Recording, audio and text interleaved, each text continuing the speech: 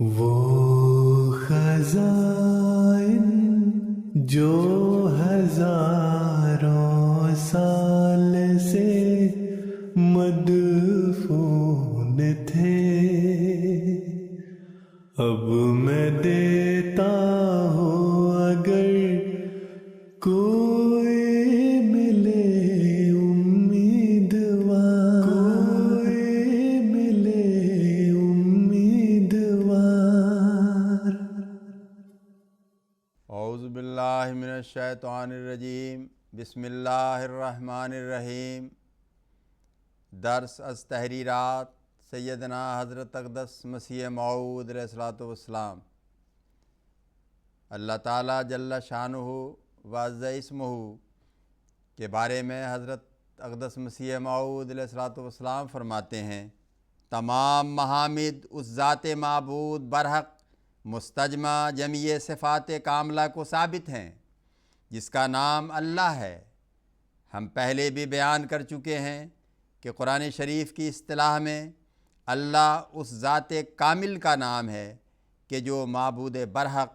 اور مستجمع جمیع صفات کاملہ اور تمام رذائل سے منزہ اور واحد لا شریک اور مبدا جمیع فیوض ہے، کیونکہ خدا تعالیٰ نے اپنے کلام پاک قرآن شریف میں اپنے نام اللہ کو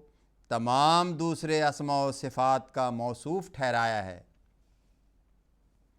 اور کسی جگہ کسی دوسرے اسم کو یہ رتبہ نہیں دیا۔ پس اللہ کے اسم کو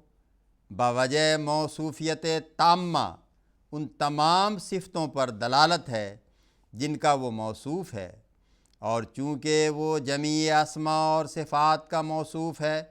اس لیے اس کا مفہوم یہ ہوا کہ وہ جمیع صفات کاملہ پر مشتمل ہے۔ پس خلاصہ مطلب الحمدللہ کا یہ نکلا کہ تمام اقسام حمد کے، کیا باعتبار ظاہر کے اور کیا باعتبار باطن کے اور کیا باعتبار ذاتی کمالات کے اور کیا باعتبار قدرتی عجائبات کے، اللہ سے مخصوص ہیں اور اس میں کوئی دوسرا شریک نہیں۔ اور نیز جس قدر محامد صحیحہ اور کمالات تامہ کو عقل کسی عاقل کی سوچ سکتی ہے یا فکر کسی متفکر کا ذہن میں لا سکتا ہے، وہ سب خوبیاں اللہ تعالیٰ میں موجود ہیں، اور کوئی ایسی خوبی نہیں کہ عقل اس خوبی کے امکان پر شہادت دے، مگر اللہ تعالیٰ بدقسمت انسان کی طرح اس خوبی سے محروم ہو، بلکہ کسی عاقل کی عقل ایسی خوبی پیش ہی نہیں کر سکتی کہ جو خدا میں نہ پائی جائے۔ جہاں تک انسان زیادہ سے زیادہ خوبیاں سوچ سکتا ہے وہ سب اس میں موجود ہیں، اور اس کو اپنی ذات اور صفات اور محامد میں من کل الوجوہ کمال حاصل ہے اور رذائل سے بکلی منزہ ہے۔ اب دیکھو، یہ ایسی صداقت ہے جس سے سچا اور جھوٹا مذہب ظاہر ہو جاتا ہے، کیونکہ تمام مذہبوں پر غور کرنے سے معلوم ہوگا کہ بجز اسلام دنیا میں کوئی بھی ایسا مذہب نہیں کہ جو خدا تعالیٰ کو جمیع رذائل سے منزہ اور تمام محامد کاملہ سے متصف سمجھتا ہو۔ عام ہندو اپنے دیوتاؤں کو کارخانہ ربوبیت میں شریک سمجھتے ہیں اور خدا کے کاموں میں ان کو مستقل طور پر دخیل قرار دیتے ہیں، بلکہ یہ سمجھ رہے ہیں کہ وہ خدا کے ارادوں کو بدلنے والے اور اس کی تقدیروں کو زیر و زبر کرنے والے ہیں۔ اور نیز ہندو لوگ کئی انسانوں اور دوسرے جانوروں کی نسبت، بلکہ بعض ناپاک اور نجاست خوار حیوانات یعنی خنزیر وغیرہ کی نسبت یہ خیال کرتے ہیں کہ کسی زمانہ میں ان کا پرمیشر ایسی جونوں میں تولد پا کر ان تمام آلائشوں اور آلودگیوں سے ملوث ہوتا رہا ہے کہ جو ان چیزوں کے عائد حال ہیں، اور نیز انہی چیزوں کی طرح بھوک اور پیاس اور درد اور دکھ اور خوف اور غم اور بیماری اور موت اور ذلت اور رسوائی اور عاجزی اور ناتوانی کی آفات میں گرفتار ہوتا رہا ہے۔ اور ظاہر ہے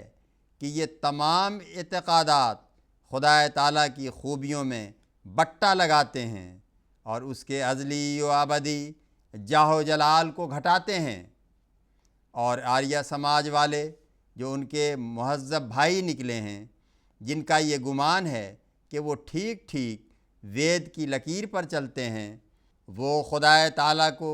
خالقیت سے ہی جواب دیتے ہیں اور تمام روحوں کو اس کی ذات کامل کی طرح غیر مخلوق اور واجب الوجود اور موجود بوجود حقیقی قرار دیتے ہیں، حالانکہ عقل سلیم خدا تعالیٰ کی نسبت صریح یہ نقص سمجھتی ہے کہ وہ دنیا کا مالک کہلا کر پھر کسی چیز کا رب اور خالق نہ ہو، اور دنیا کی زندگی اس کے سہارے سے نہیں بلکہ اپنے ذاتی وجود کے روح سے ہو۔ اور جب عقل سلیم کے آگے یہ دونوں سوال پیش کیے جائیں کہ آیا خداوند قادر مطلق کے محامد تامہ کے لیے یہ بات اصلح اور انسب ہے کہ وہ آپ ہی اپنی قدرت کاملہ سے تمام موجودات کو منصع ظہور میں لا کر ان سب کا رب اور خالق ہو، اور تمام کائنات کا سلسلہ اسی کی ربوبیت تک ختم ہوتا ہو، اور خالقیت کی صفت اور قدرت اس کی ذات کامل میں موجود ہو، اور پیدائش اور موت کے نقصان سے پاک ہو، یا یہ باتیں اس کی شان کے لائق ہیں کہ جس قدر مخلوقات اس کے قبضہ تصرف میں ہیں، یہ چیزیں اس کی مخلوق نہیں ہیں اور نہ اس کے سہارے سے اپنا وجود رکھتی ہیں اور نہ اپنے وجود اور بقا میں اس کی محتاج ہیں، اور نہ وہ ان کا خالق اور رب ہے، اور نہ خالقیت کی صفت اور قدرت اس میں پائی جاتی ہے، اور نہ پیدائش اور موت کے نقصان سے پاک ہے، تو ہرگز عقل یہ فتویٰ نہیں دیتی کہ وہ جو دنیا کا مالک ہے وہ دنیا کا پیدا کنندہ نہیں، اور ہزاروں پر حکمت صفتیں کہ جو روحوں اور جسموں میں پائی جاتی ہیں وہ خود بخود ہیں اور ان کا بنانے والا کوئی نہیں۔ اور خدا جو ان سب چیزوں کا مالک کہلاتا ہے وہ فرضی طور پر مالک ہے، اور نہ یہ فتویٰ دیتی ہے کہ اس کو پیدا کرنے سے عاجز سمجھا جاوے یا ناطاقت اور ناقص ٹھہرایا جاوے، یا پلیدی اور نجاست خواری کی نالائق اور قبیح عادت کو اس کی طرف منسوب کیا جائے، یا موت اور درد اور دکھ اور بے علمی اور جہالت کو اس پر روا رکھا جائے، بلکہ صاف یہ شہادت دیتی ہے کہ خدا تعالیٰ ان تمام رذیلتوں اور نقصانوں سے پاک ہونا چاہیے، اور اس میں کمال تام چاہیے، اور کمال تام قدرت تام سے مشروط ہے۔ اور جب خدا تعالیٰ میں قدرت تام نہ رہی اور نہ وہ کسی دوسری چیز کو پیدا کر سکا اور نہ اپنی ذات کو ہر یک قسم کے نقصان اور عیب سے بچا سکا، تو اس میں کمال تام بھی نہ رہا، اور جب کمال تام نہ رہا تو محامد کاملہ سے وہ بے نصیب رہا۔ اللہم صلی علی محمد وآل محمد وبارک وسلم انکا حمید مجید۔